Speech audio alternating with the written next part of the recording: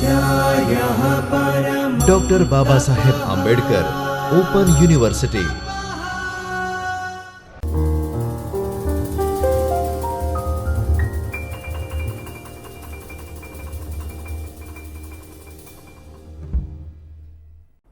નમસ્તે મિત્રો doctor Baba Saheb Ambedkar open યુનિવર્સિટીના જ્યોતિર્મય પરિસર ખાતેના ચૈતન્ય સ્ટુડિયોમાંથી હું ડૉક્ટર ધવલ પંડ્યા આપનું સ્વાગત કરું છું.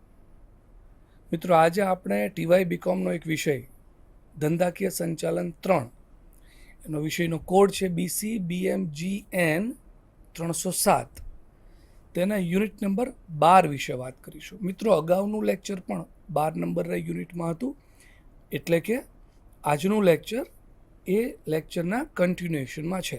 આજે આપણે 12 નંબરનું યુનિટ અહીં પૂર્ણ કરીશું. આજે 12 નંબરનું યુનિટ હતું આંતરરાષ્ટ્રીય માર્કેટિંગ. અગાઉ આપણે શું શું શીખ્યા હતા એકવાર જોઈ લઈએ. આ ઓવરઓલ રૂપરેખા થઈ, જેમાં પ્રસ્તાવનાનો સમાવેશ થાય છે. ત્યારબાદ આંતરરાષ્ટ્રીય માર્કેટિંગનો અર્થ અને વ્યાખ્યાઓ, આંતરરાષ્ટ્રીય માર્કેટિંગના લક્ષણો અને અંતમાં આંતરરાષ્ટ્રીય માર્કેટિંગની વૃદ્ધિ માટેના જવાબદાર પરિબળો. અગાઉના લેક્ચરમાં આપણે આ 3 બાબતો સમજ્યા હતા: પ્રસ્તાવના, આંતરરાષ્ટ્રીય માર્કેટિંગનો અર્થ, તેની વ્યાખ્યાઓ અને ત્યારબાદ આંતરરાષ્ટ્રીય માર્કેટિંગના લક્ષણો, જે 13 લક્ષણો આપણે જોયા હતા તેની વાત છે. આજના લેક્ચરમાં આપણે શું જોઈશું?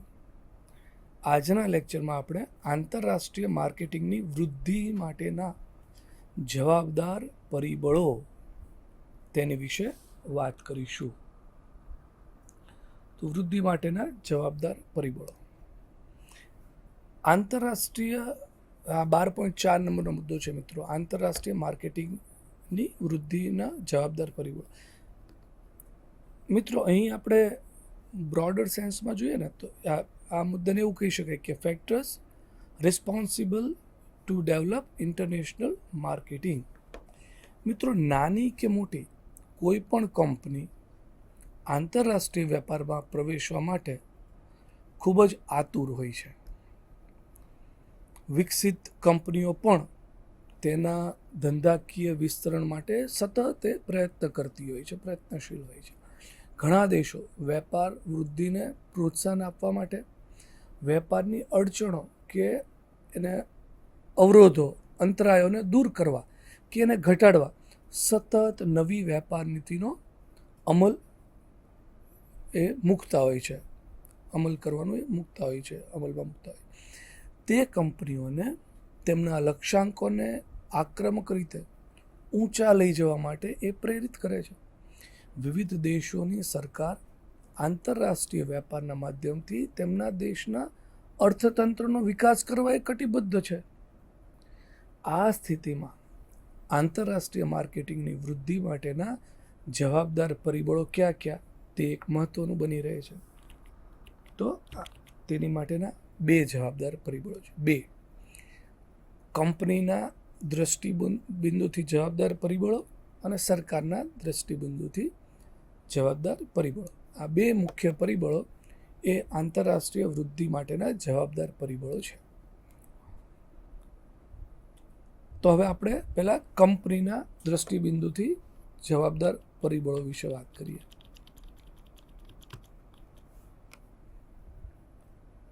ટોટલ 10 મુદ્દાઓ છે કંપનીના દ્રષ્ટિબિંદુથી જે જવાબદાર પરિબળો. એમાં પેદાશનું જીવનચક્રનું સંચાલન પહેલો પરિબળ. પેદાશ જીવનચક્ર એટલે પ્રવેશ, વિકાસ, પરિપક્વતા અને પડતી એમ 4 તબક્કાઓ. પ્રવેશ, વિકાસ, પરિપક્વતા અને પડતી, એમાં 4 તબક્કાઓ છે. દરેક કંપનીની પેદાશ તેના જીવનચક્રના વિવિધ તબક્કાઓમાંથી પસાર થતી હોય છે. પેદાશ જ્યારે કોઈ એક દેશમાં તેના જીવનચક્રના અંતિમ તબક્કા એટલે કે પડતીના તબક્કામાં પહોંચી હોય ત્યારે કંપની માટે અત્યંત આવશ્યક છે કે તે અન્ય કોઈ દેશ શોધે કે જ્યાં તે પેદાશ રજૂ કરીને કે એનો પ્રવેશ કરીને ફરી એક વખત જીવન પેદાશ ચક્રના ફાયદાઓ મેળવે. દાખલા તરીકે એનફિલ્ડ ઇન્ડિયા 350cc મોટરસાઇકલ જ્યારે ભારતમાં પડતીના તબક્કામાં પહોંચ્યું ત્યારે કંપનીએ કેન્યા, વેસ્ટ ઇન્ડિઝ, મોરિશિયસ અને અન્ય દેશોમાં એનો પ્રવેશ કર્યો કે જ્યાં હેવી એન્જિનવાળા ટુ વ્હીલર પ્રચલિત બની રહ્યા હતા. જે સમયે સુઝુકી 800cc કાર વ્હીકલ જાપાનમાં તેના જીવનચક્રના અંતિમ તબક્કામાં પહોંચી ત્યારે 1980ના શરૂઆતના સમયમાં તે ભારતમાં પ્રવેશી અને તે આજે પણ ભારતમાં ઘણો સારો ધંધો વેચાણ મેળવી રહી છે. 800 મારુતિ 800 આપણે જાણીએ છીએ એનું એક ઉત્કૃષ્ટ ઉદાહરણ છે. HP કંપનીના લેપટોપ જ્યારે યુએસના બજારમાં પરિપક્વતાના તબક્કામાં પહોંચ્યા ત્યારે કંપનીએ અન્ય વિકાસશીલ દેશોમાં તેનો પ્રવેશ કરાવ્યો. બીજું પરિબળ છે વૃદ્ધિની વ્યૂહરચનાના ભાગરૂપે ભૌગોલિક વિસ્તરણ. વૃદ્ધિની વ્યૂહરચનાના ભાગરૂપે ભૌગોલિક વિસ્તરણ એટલે કંપનીના પોતાના દેશમાં તેનો ધંધો વિસ્તરી રહ્યો હોય તો પણ કંપની નવા બજારો અને વધુ સારા ભવિષ્યની આશાએ આંતરરાષ્ટ્રીય વેપાર માટે જરૂર વિચારતી હોય છે. દાખલા તરીકે અરવિંદ મિલ્સ દ્વારા વિદેશમાં નવું એકમ સ્થાપીને કે ગોડાઉન ખોલીને તેનો ધંધો વિસ્તર્યો હતો. રેનબક્સીની વૃદ્ધિ પણ દર વર્ષે કોઈ નવા પ્રદેશ એટલે કે ટેરેટરીમાં ભૌગોલિક વિસ્તરણનું જ પરિણામ છે.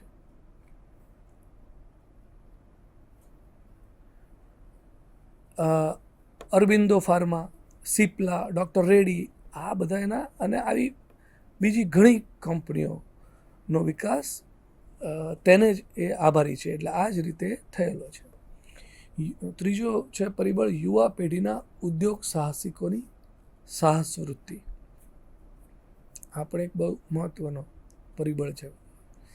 બિઝનેસ ફેમિલી ધંધામાં જ રોકાયેલ કુટુંબ જેવા કે અંબાણી, અદાણી, બજાજ વગેરેની યુવા પેઢી મોટા ભાગે વિદેશોમાં અભ્યાસ કરતી હોવાથી તેઓ આંતરરાષ્ટ્રીય સ્તરે વિકાસની નવી તકો શોધી તેમના પરિવારનો વેપાર ધંધો આંતરરાષ્ટ્રીય ફલક પર લઈ જવાની માનસિકતા ધરાવતા હોય છે અને એ સ્વાભાવિક છે. આ યુવા પેઢી ધંધાકીય જોખમો અને પડકારોનો સામનો કરીને પણ તેમના ધંધાને બુલંદી પર લઈ જવાની સાહસવૃત્તિ ધરાવતી હોય છે. લક્ષ્મી મિત્તલ આજે સમગ્ર વિશ્વમાં સ્ટીલ કિંગ તરીકે ઓળખાય છે. વિજય માલ્યાએ સાઉથ આફ્રિકામાં તેમનું ધંધાકીય સામ્રાજ્ય ફેલાવ્યું હતું. પછી ઘણા બધા પ્રશ્નો એમના ઉપસ્થિત થયા. તો કુમાર બિરલાએ ઓસ્ટ્રેલિયા અને યુરોપિયન દેશો સુધી ધંધાકીય ક્ષિતિજો સર કરી હતી. ત્યારબાદ છે પરિબળે ધંધાકીય મહત્વાકાંક્ષાઓ છે. દેશની દરેક કંપની પાસે તેના વેચાણનું સેલ્સ ટર્નઓવર ને અનેક ગણો કરવા માટેના વ્યૂહાત્મક યોજનાઓ હોય છે. જો કે ઘણી વખત કેટલાક સાહસો તેમાં નિષ્ફળ પણ જાય છે.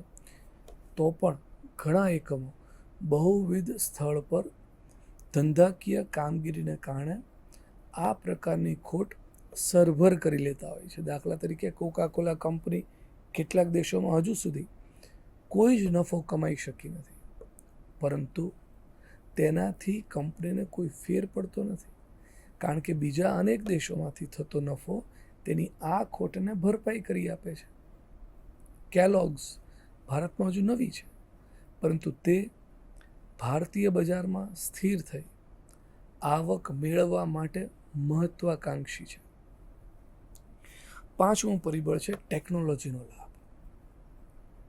કેટલીક કંપનીઓ પાસે અદ્યતન અને આધુનિક ટેકનોલોજી છે કે જેમને કારણે તે બજારમાં સારું પ્રભુત્વ કે સત્તાધિકાર મેળવી રહી છે. કારણ કે આ પ્રકારની ટેકનોલોજીની અન્ય ઘણા દેશોને જરૂરિયાત હોય છે, જેમ કે બાયોકોન, ઇન્ફોસિસ, ગાડા કેમિકલ્સ વગેરે જેવી કંપનીઓ તેમની અનુક્રમે બાયોટેકનોલોજી, ઇન્ફોર્મેશન ટેકનોલોજી એટલે કે આઈટી અને જંતુનાશક ટેકનોલોજી માટે ખૂબ જ જાણીતી છે. અને તેમની આ ટેકનોલોજી માટે સમગ્ર વિશ્વના દેશોમાં પ્રચંડ માંગ છે. અને આ જ રીતે તે Thermax, ion exchange, Bharat heavy electricals, Larsen and Toubro વગેરે કંપનીઓ પણ આંતરરાષ્ટ્રીય વેપારમાં અગ્રેસર જોવા મળે છે. છઠ્ઠું પરિબળ, ધંધાકીય છબી એટલે કે પ્રતિષ્ઠા ઊભી કરવા. ઘણી કંપનીઓ નફા અને આવકનું સર્જન કરતા પહેલાં પ્રથમ એ વિદેશી બજારમાં તેમની એક આગવી ધંધાકીય છબી ઊભી કરે છે. એક વખત બજારમાં આ છાપ ઊભી થઈ જાય એટલે આવક સર્જન ખૂબ જ સરળ બની જાય છે. સેમસંગ અને એલજી એ પ્રથમ 3 વર્ષ દરમિયાન ભારતીય બજારમાં પોતાની એક આગવી ઓળખ ઊભી કરી અને અર્ધ શહેરી અને ગ્રામીણ ગ્રાહકો સુધી તેમને અનુકૂળ પેદાશ પહોંચાડી. એટલે આપોઆપ નફા અને આવકનું સર્જન થવા લાગ્યું. આજે ભારતીય બજારોમાં અન્ય કંપનીઓની સરખામણીમાં તેમનો બજાર હિસ્સો અને સ્તર ખૂબ જ વધુ જોવા મળે છે. સાતમું પરિબળ, વિવિધ લાભો અને ધંધાદારી અસરો. આંતરરાષ્ટ્રીય વેપારમાં સંકળાયેલ કંપનીઓને જ્યારે યજમાન દેશોમાં ધંધો શરૂ કરે ત્યારે નીતિ વિષયક, ભૌતિક અને માળખાગત સુવિધાઓ, લાભો માણવા મળે છે. આદિત્ય બિરલા ગ્રુપને થાઈલેન્ડ અને ઇન્ડોનેશિયામાં આ પ્રકારના લાભો પ્રાપ્ત થયા. આ પ્રકારના લાભોને કારણે કંપનીને બહુવિધ ફાયદાઓ થાય છે, જેવા કે આયાત વસ્તુઓમાં વધારો, સ્પર્ધાત્મક કિંમત નિર્ધારણ, આક્રમક પ્રોત્સાહનો, ટેક્સમાં કપાત કે લાભ, નાણાકીય સહાય અને સબસિડી વગેરે. આઠમો પરિબળ છે શ્રમનો લાભ. ઘણી કંપનીઓ પાસે સર્વોત્તમ ઉત્પાદકીય શ્રમ બળ હોય છે. તેમના જેવું જ અજોડ કૌશલ્ય કે આવડત વિશ્વમાં બીજે ક્યાંય પ્રાપ્ત હોતું નથી. દાખલા તરીકે ભારતમાં હીરા ઉદ્યોગ, હેન્ડીક્રાફ્ટ, સુથારીકામ, એ ઉપરાંત ચમારકામ વગેરેને લગતા ઉત્પાદકીય એકમો સતત ખૂબ જ સારી કામગીરી બજાવી રહ્યા છે. આમ કંપનીના કર્મચારીઓની કલા કારીગરીના કૌશલ્યને કારણે પણ સમગ્ર વિશ્વનું બજાર સર કરી શકાય છે. ભરતગૂંથણ, હેન્ડલૂમ, એમ્બ્રોઇડરી, ધાતુકામ, રજાઈ વણાટ વગેરે જેવા કાર્યો માટેની પડતર અસરકારક શ્રમબળની જરૂરિયાત છે. અને ભારતમાં આ પ્રકારનું કૌશલ્ય કે આવડત ધરાવતા અનેક શ્રમિકો ઉપલબ્ધ છે. નવમું પરિબળ, નવી ધંધાદારી તકો. ઘણી કંપનીઓ વિદેશ વેપારમાં અસંખ્ય કે અમર્યાદિત ધંધાદારી તકો, શક્યતાઓ જોઈને આંતરરાષ્ટ્રીય માર્કેટિંગમાં પ્રવેશે છે. આંતરરાષ્ટ્રીય વિદેશ વેપાર નીતિ પણ બજારને કેન્દ્રિત કરવા પર ભાર મૂકે છે, જેમ કે લેટિન અમેરિકા, સબ સહારન આફ્રિકા, ચીન વગેરે જેવા દેશોમાં ધંધાદારી વૃદ્ધિ વિકાસની સંભાવના વિપુલ પ્રમાણમાં રહેલી છે. 10મું છે સેઝ, EOU અને AEZનો ઉદ્ભવ. થોડા વર્ષોમાં જ ministry of commerce and industry દ્વારા સેઝ, આપણે જેને સ્પેશિયલ ઇકોનોમિક ઝોન કહીએ છીએ, એ છે EOU, એક્સપોર્ટ ઓરિએન્ટેડ યુનિટ, અને AEZ, એગ્રી એક્સપોર્ટ ઝોન, આ ઉપરાંત ટેકનોલોજી પાર્ક્સને આપવામાં આવેલ મંજૂરી એ આંતરરાષ્ટ્રીય વેપારને નવા આયામો કે નવી દિશાઓ આપી હતી. આ પ્રકારના ઝોન કે પ્રદેશમાં ઔદ્યોગિક એકમ સ્થાપિત કરતી કંપનીઓને અગણિત લાભો અને સ્પર્ધાત્મક સહાયો પ્રાપ્ત થતી હોય છે. તો આટલી બાબતો આપણે મિત્રો જોઈ. આટલી બાબતો એ કંપનીના દ્રષ્ટિકોણથી જવાબદાર પરિબળો જોયા. હવે આપણે સરકારના દ્રષ્ટિબિંદુથી કેટલા થાય છે તેની વિશે વાત કરીએ. સરકારના દ્રષ્ટિબિંદુથી જવાબદાર પરિબળો વિશે વાત કરીએ. તો પહેલું છે મૂલ્યવાન વિદેશી હુંડિયામણની કમાણી. સરકારનું શું છે દ્રષ્ટિબિંદુ? મૂલ્યવાન વિદેશી હુંડિયામણની કમાણી. ફોરેન એક્સચેન્જ ગવર્મેન્ટને મળે છે. તો દરેક દેશને આયાત વસ્તુઓની ચૂકવણી સમતોલ બનાવવા માટે વિદેશી હુંડિયામણની કમાણી જરૂરી બને છે. ભારત વિદેશોમાંથી ક્રૂડ ઓઇલ, સંરક્ષણના સાધનો, જરૂરી કાચો માલ, દાક્તરી સાધનો વગેરેની આયાત કરે છે કે જેના માટેની ચૂકવણી વિદેશી હુંડિયામણ સ્વરૂપે કરવી પડે છે. જો નિકાસ વધુ છે અને આયાત ઓછી છે તો તે દર્શાવે છે કે ચૂકવણી માટે વિદેશી હુંડિયામણનું પ્રમાણ વધુ છે. જ્યારે બીજી તરફ જો આયાત વધુ છે અને નિકાસ ઓછી છે તો તે વિપરીત સ્થિતિ દર્શાવે છે. એટલે કે દેશ પાસે વિદેશી હુંડિયામણની અછત છે અને દરેક દેશ આ પરિસ્થિતિ ન ઉદ્ભવે તેમ ઈચ્છે છે. આજે દુનિયાના મોટા ભાગના દેશોના અર્થતંત્રો ચૂકવણી બાબતે આ વિપરીત પરિસ્થિતિનો સામનો કરી રહ્યા છે.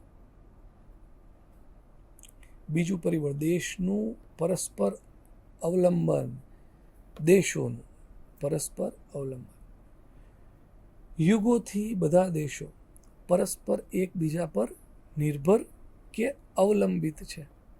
દરેક દેશ પાસે જરૂરિયાતની તમામ ચીજવસ્તુઓ ઉપલબ્ધ નથી અને તેથી દરેક દેશ એકબીજા પાસેથી જરૂરી ચીજવસ્તુઓની આપ-લે કરતા આવ્યા છે. જેમ કે ભારત ખાડી દેશો, ગલ્ફના દેશો પર ક્રૂડ ઓઇલ માટે અવલંબન ધરાવે છે અને બીજી તરફ ગલ્ફ દેશો ચા, ચોખા આ બધી જેવી વસ્તુઓ માટે ભારત પર નિર્ભર છે.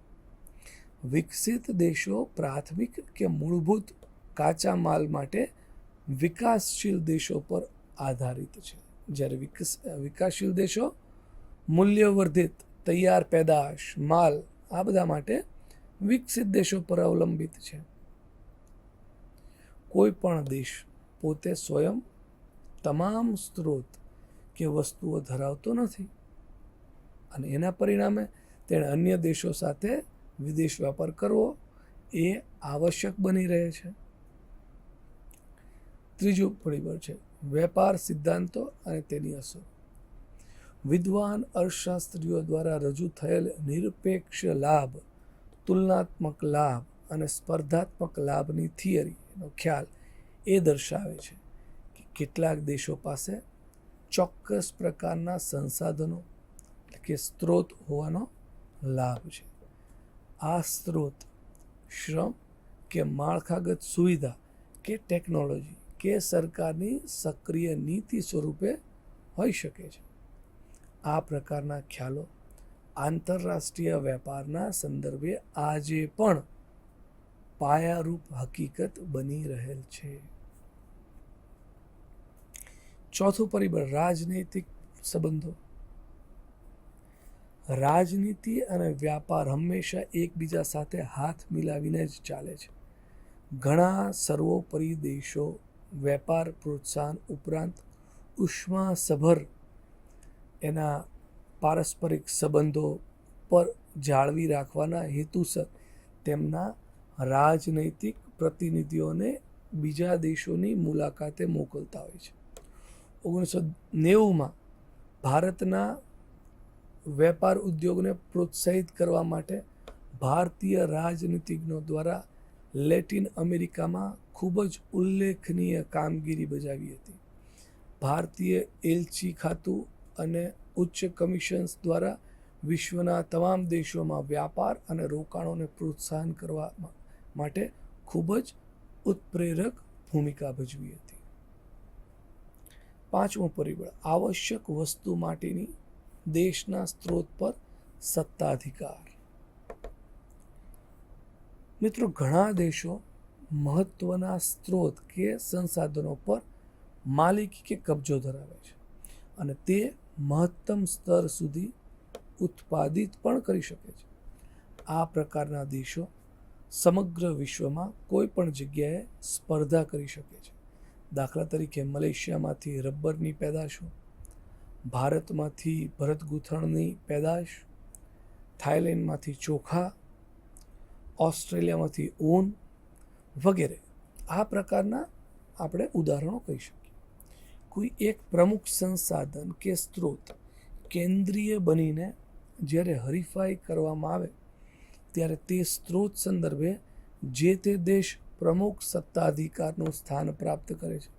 ભારતની ઇન્ફોર્મેશન ટેકનોલોજી આઈટી સંદર્ભે રહેલ નિપુણતા સમગ્ર વિશ્વમાં પ્રચલિત છે. છઠ્ઠું પરિબળ માળખાકીય સુવિધાઓ માટે રોકાણ. વર્ષોથી તમામ દેશો એરપોર્ટ અને સપોર્ટ બાંધવા, ઇકોનોમિક ઝોન તૈયાર કરવા, કન્ટેનર માટેના મથક એટલે કે એને ટર્મિનલ કહે છે એ ઊભા કરવા વગેરે જેવી વિવિધ માળખાગત સુવિધાઓ પાછળ નાણાંનું મુખ્ય પાયે અને મોટા પાયે રોકાણ કરે છે. જો વેપાર પ્રવૃત્તિઓ વધશે નહીં તો દેશ તેણે કરેલા ગંજાવર રોકાણ પાછું મેળવી શકવાનું એની માટે મુશ્કેલ બનશે અને તેથી સરકાર દ્વારા દરેક માળખાગત એકમો માટે લક્ષ્યાંકો નિશ્ચિત કરે છે તેમજ તે સિદ્ધ કરવા માટેની સમય મર્યાદા પણ એ નક્કી કરે છે. મોરેશિયસ, હોંગકોંગ, માલ્ટા, સિંગાપોર, સાયપ્રસ આ બધા જેવા અર્થતંત્રો પોતાને વિદેશ વ્યાપાર કેન્દ્રિત અર્થતંત્રો તરીકે સુધારા માટે વેપારલક્ષી માળખાગત સુવિધાઓ ઊભી કરવામાં એ રોકાણ કરે છે. માળખાગત જરૂરી સુવિધાઓ અને આંતરરાષ્ટ્રીય વેપાર એ કોઈ પણ વિકાસશીલ અર્થતંત્રની બે આંખો છે એમ આપણે કહી શકીએ. સાતમું પરિબળ રાષ્ટ્રીય છબી કે પ્રતિભા. મિત્રો, આધુનિક યુગમાં વ્યાપાર રૂપી તલવાર દ્વારા ઘણા દેશો વિજેતા દેશો તરીકે ઉભરી આવ્યા છે. કોઈ પણ વેપારી, બિઝનેસમેન પોતે જે દેશનો નાગરિક છે તે દેશની છબી, પ્રતિભાને અગ્રતા આપે છે. આપણે ઘણી બધી એવી પેદાશો જોઈએ છીએ કે જેના પર made in China, made in Japan, made in India વગેરે જેવા લેબલ હોય છે. આમ ભારત, ચીન અને જાપાનના વેપારીઓ તેમના દેશની ઓળખ દર્શાવે છે. જ્યારે ભારતમાં શ્રી લક્ષ્મી મિત્તલ ઇન્ડોનેશિયા કે કઝાકિસ્તાન કે ત્રિનિદાદમાં તેમની ધંધાદારી કામગીરી કરતા હતા ત્યારે લોકો તેમને એક ભારતીય તરીકે જ જોતા હતા. આઠમું પરિબળ વિદેશ વેપાર નીતિ અને લક્ષ્યાંકો. તમામ વિકાસશીલ દેશો તેમની વેપાર નીતિઓ જાહેર કરે છે. એક સ્પષ્ટ રોડ મેપ એટલે કે નકશો તૈયાર કરવામાં આવે છે અને પ્રોત્સાહક તંત્રોને તે સોંપવામાં આવે છે જેથી યોગ્ય સમયે તેનું અમલીકરણ શક્ય બને. 1947ના આયાત અંકુશ હુકમથી શરૂ કરીને ભૂતકાળના સમયમાં દરેક ભારતીય વેપાર નીતિમાં તેની કાર્યસૂચિ એટલે કે એજન્ડા અને કાર્ય યોજના એટલે કે એક્શન પ્લાન એ રજૂ કરવામાં આવેલ હતા. તમામ વેપારી નીતિઓની કાર્યસૂચિમાં 3 પ્રકારના હેતુઓ હતા: ઉત્પાદન, પ્રોત્સાહન અને હરીફાઈ. હવે 9મો પરિબળ જોઈએ, રાષ્ટ્રીય લક્ષ્યાંકો. વર્ષ 2010માં ભારતનો વૈશ્વિક બજાર હિસ્સો કે જે તે સમયે 1.5% હતો તેને 2% સુધી લઈ જવાનો લક્ષ્યાંક હતો. વર્ષ 2009-10માં આપણી વેપાર સ્થિતિ $500 બિલિયન વટી જવાની અપેક્ષા હતી, પરંતુ વૈશ્વિક મંદી અને સમગ્ર વિશ્વમાં વપરાશમાં ઘટાડો થવાની અસરને લીધે ભારત તેનું લક્ષ્યાંકન સિદ્ધ કરવા અસમર્થ રહ્યું. 10મો અને અંતિમ બાબત છે, પરિબળ છે WTO અને આંતરરાષ્ટ્રીય એજન્સીઓ. વિશ્વ વેપારના સર્વોત્તમ સંગઠન WTO વર્લ્ડ ટ્રેડ ઓર્ગેનાઇઝેશન એ એક સ્વતંત્ર, પારદર્શક અને અંકુશકારક સંગઠન છે કે જે જકાતલક્ષી અને બિન જકાતલક્ષી અંતરાયોને નાબૂદ કરવા સંબંધિત જોગવાઈઓનું સમર્થન કરે છે. IBRD international bank of reconstruction and development IBRD જે વિશ્વ બેંક એટલે કે વર્લ્ડ બેંક તરીકે ખૂબ જ પ્રચલિત છે, તે વિકાસશીલ દેશોમાં માળખાગત અને ઔદ્યોગિક વિકાસમાં મદદરૂપ બનવાના હેતુસર સોફ્ટ લોન સ્વરૂપે નાણાકીય સહાય પૂરી પાડે છે. IMF એટલે કે ઇન્ટરનેશનલ મોનેટરી ફંડ અંકુશ માળખાની મદદથી વિવિધ દેશોમાં ચલણ સ્થિરતા જાળવી રાખવાનું કાર્ય કરે છે. બીજા પણ ઘણા વ્યવસ્થા તંત્રો જેવા કે ઇન્ટરનેશનલ મેરીટાઈમ ઓર્ગેનાઇઝેશન હોય કે ઇન્ટરનેશનલ ટેલિકોમ્યુનિકેશન યુનિયન હોય કે ઇન્ટરનેશનલ સિવિલ એવિએશન ઓર્ગેનાઇઝેશન આ વગેરે પણ દેશો વચ્ચે વેપારને પ્રોત્સાહન આપવા માટે ઉત્પ્રેરકની ભૂમિકા ભજવે છે. છેલ્લા કેટલાક વર્ષોમાં ખાસ કરીને વિકાસશીલ દેશો વચ્ચે વેપાર વૃદ્ધિ વિકાસ પ્રોત્સાહનમાં આ સંગઠનોની ભૂમિકા અભૂતપૂર્વ રહી છે. તો મિત્રો, આ સાથે આપણે આ લેક્ચર અહીં પૂર્ણ કરીએ છીએ. હવે આ લેક્ચર એટલે ટોટલ 12 નંબરના યુનિટમાંથી પૂછાઈ શકે તેવા પ્રશ્નો, સ્વાધ્યાય લાંબા પ્રશ્નો. તો પહેલું છે, ગ્રાહકોની જરૂરિયાતોને પૂર્ણ કરવા માટે રાષ્ટ્રીય સીમાઓથી બહાર માલ અને સેવાઓની આપ-લે એટલે આંતરરાષ્ટ્રીય વેપાર કે માર્કેટિંગ સમજાવો. આ ઉપરાંત ટૂંક નોંધ, આંતરરાષ્ટ્રીય માર્કેટિંગના પક્ષકારો. આ ઉપરાંત આંતરરાષ્ટ્રીય માર્કેટિંગની વ્યાખ્યા આપી તેના લક્ષણો જણાવો.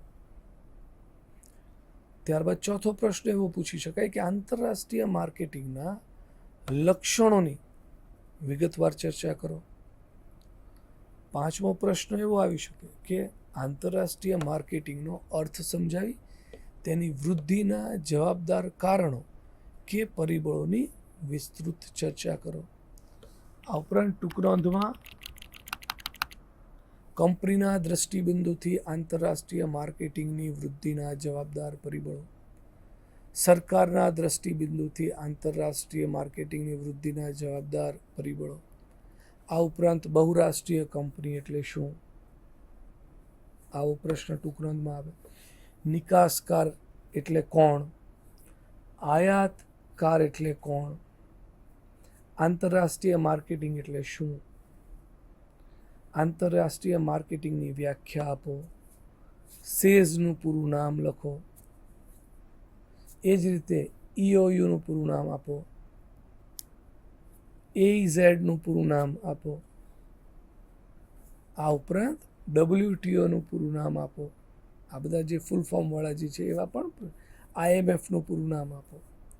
આવા પણ પ્રશ્નો પૂછાઈ શકે. IBRDનું પૂરું નામ આપો, એ રહી ગયું હતું, એક છેલ્લે એ પણ આવ્યું. તો મિત્રો, આ પ્રકારના પ્રશ્નો આમાંથી પૂછી શકાય. આ ઉપરાંત પણ તમે અલગ અલગ પ્રશ્નોની તૈયારી પરીક્ષા દરમિયાન કરવાની. તો આ સાથે આપણે 12 નંબરનું યુનિટ અહીં પૂર્ણ કરીએ છીએ. હવે નવા યુનિટ સાથે મળીશું. ત્યાં સુધી રજા આપો. નમસ્કાર. स्वाध्यायः परः